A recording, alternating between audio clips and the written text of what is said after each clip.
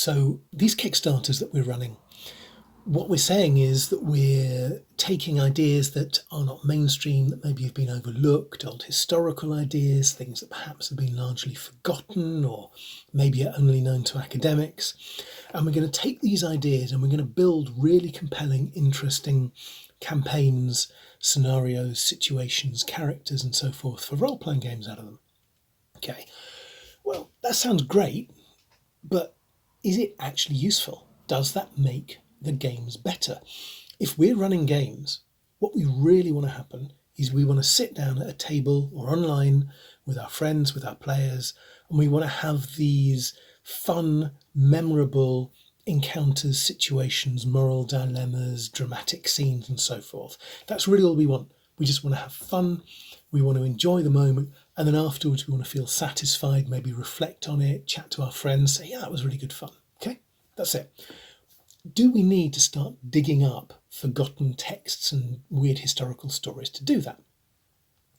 So let me show why this gives us more interesting stories, why this gives us more interesting situations for our players. I'm going to do this with reference to the Serpent, which is a traveller-compatible science fiction campaign. Now, what we could do is we could say, okay, we want classic sci-fi.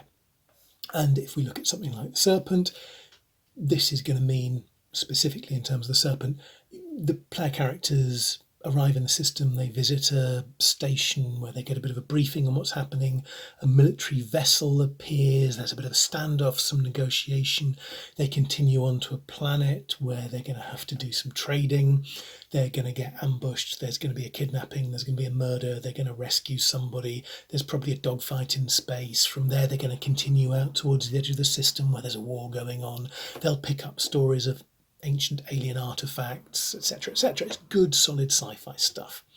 Our players are going to enjoy this without digging into history.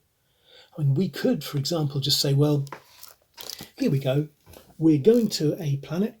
We need to know what the government on the planet is. We roll a couple of dice, and there we go. We get government type 11 randomly. That is a previous dictator has been replaced by a leader through normal channels. Okay, that's a monarchy. Right? That's a dictator's son taking over, it's a feudal monarchy, it's something like that. And then we start imagining what that will be like. We make assumptions as 21st century Western people about what that means. We think representative democracy is standard. When you get more dictatorial styles, more dictatorial systems, despotisms, then you're going to get more corruption, for example. You're going to get worse human rights. And we'll think of this in terms of the sci-fi that we already know and love. There's probably an episode of Farscape or an episode of Star Trek that leaps to mind that you think, oh, I can base it on that. If you want something more decadent, you think of the Centauri from Babylon 5. You can't escape thinking about Star Wars and the Empire. And you have all of these ideas, which are the same ideas your players have. And you construct a standard science fiction narrative from this. And that's fine. The players are going to find it interesting enough. But we can do better than interesting enough. We can make this really engaging, really evocative, surprising, give them situations they're not expecting, give them a depth to the court, to the government, to the NPCs they're going to be meeting. And so to do this, we find a rich vein of historical literature. And for the Serpent, what we did is we went with classical Persian literature. And we start digging into that and we start thinking, for example, this city that they're going to on this planet that they're visiting, what's the government like? Throughout all that classical Persian literature, it's despotisms, it's hereditary or sometimes violently inherited monarchies. So we dig into what the Persian writers actually thought these governments were like, not what we assume they're like, right? Let's do these historical people the respect of listening to them and seeing what they say. So, for example, when we look at one of the texts, Kalila and Dimna, we find this passage. And this is two courtiers talking about whether it's a good idea to serve the king. It says, said Kalila, The wise say that only fools engage in three things: companionship with a ruler, testing poison, and telling secrets to women.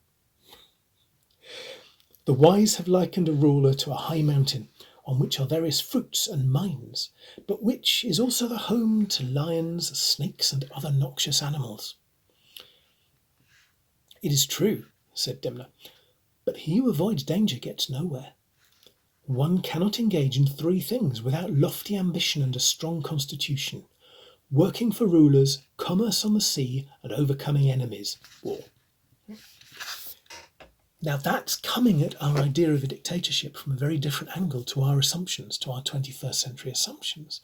This idea that if you are going to go and serve a monarch, if you're going to be a senior bureaucrat, a senior retainer within a monarch's court, you need a strong constitution. You are constantly in danger.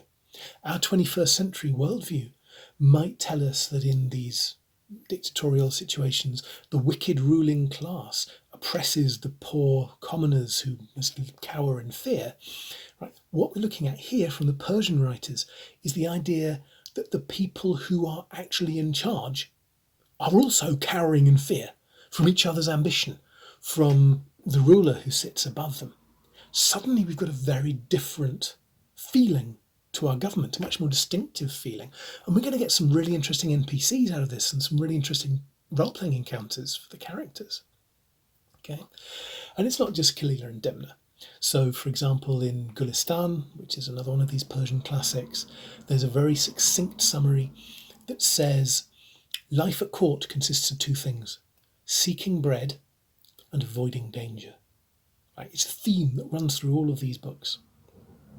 And you'll notice that when these characters talk about it, they don't talk about receiving wealth from the ruler. Right? Kalila's line there, that it's like a mountain covered in fruit and mines. You have to go and mine for that. You have to go and gather that fruit. This isn't, as our modern idea is, oh, people might be corrupt. They don't see it as corruption. Their life at court is about enriching themselves. It's fundamental to what they're doing. It's not an aberration.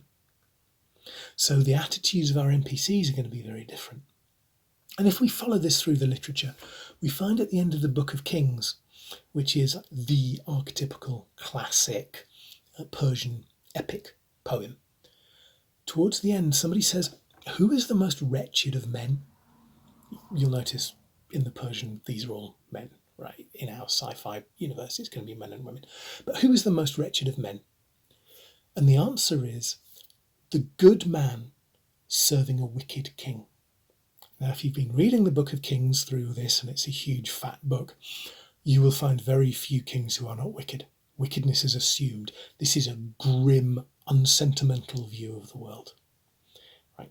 So your life at court is desperate. So this, just looking at this one setting, and what can we do with this one setting, we start to get a very distinctive feel from that. Now, that gives us our baseline. And from that, we can start thinking, well, what other inspiration can we take? This is only the start of the creative process.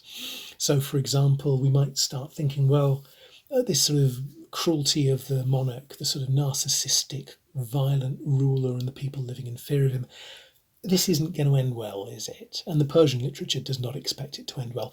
Other people don't. We might think, for example, as if we've been brought up in a Western literary tradition, we might think of Shelley writing in 1818 a poem about a ruin, and there's nothing left of the great palace except a toppled statue and a plinth on which it says, "Look upon my works, ye mighty, and despair." Right? And this man's works have all collapsed. But that's still us bringing it back to what we know and what we're used to. Because that kind of 19th century European, almost triumphalist, almost sentimental idea that past civilizations, they were a bit foolish and they were full of hubris, but it's going to be okay now. We're wiser and enlightened. If we go back to the Persian and related literatures, we find that there is no such sentimentality, there is no such optimism. And so, for example, in Arabic poetry, there is a genre of poetry which I think is sometimes referred to as campsite poetry, which is all about the desolate campsite. It's about the ruin. And it's not somebody in the 19th century looking back at a distance saying, oh, from my elevated, educated vantage point, I see it like this. It's personal, it's nasty, it's tragedy. So we can start looking at some of that poetry as well. And personally, when I was thinking through the situations and the characters, one of the people I started thinking about was Turkmenbashi. If you're not aware of Turkmenbashi, he was a dictator towards the end of the 20th century in Turkmenistan. And he was the most amazing example of what happens when a truly mediocre person who hugely overestimates their abilities gains complete power. Right? I'm recording this in 2026. We might be looking at the news thinking, yeah, I can see what happens when somebody who overestimates their intelligence, a narcissist who overestimates themselves, gets power, right? It goes wrong. No, find a podcast or check out a biography of Turkmenbashi. It's absolutely crazy. And that fits really nicely into this so that we can start going out to other literatures, other histories, other sources, but always bringing it back to this baseline that we've established by looking at the Persian literature. Now, of course, we're also going to be bringing it back to things that are familiar to the players. It's a sci-fi game.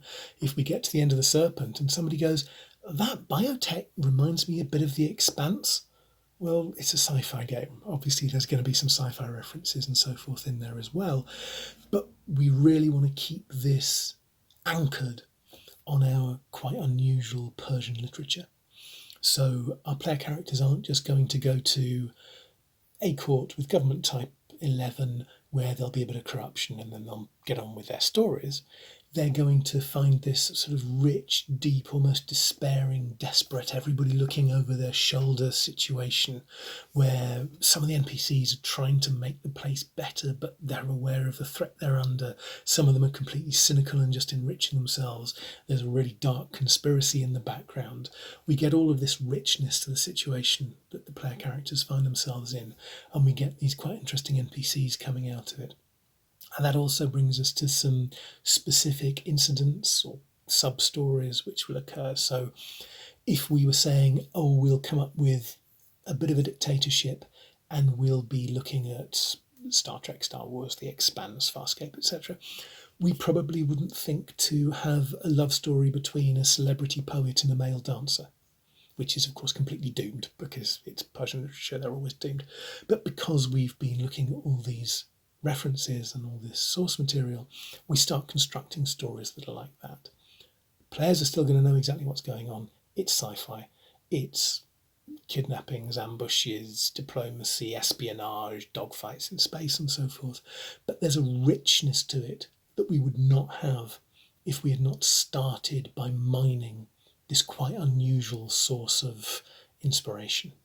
So hopefully that explains why we're going to all the trouble of digging into, in this case, Persian classical literature, and how that translates into some really surprising, deep, memorable, fun experiences for your players.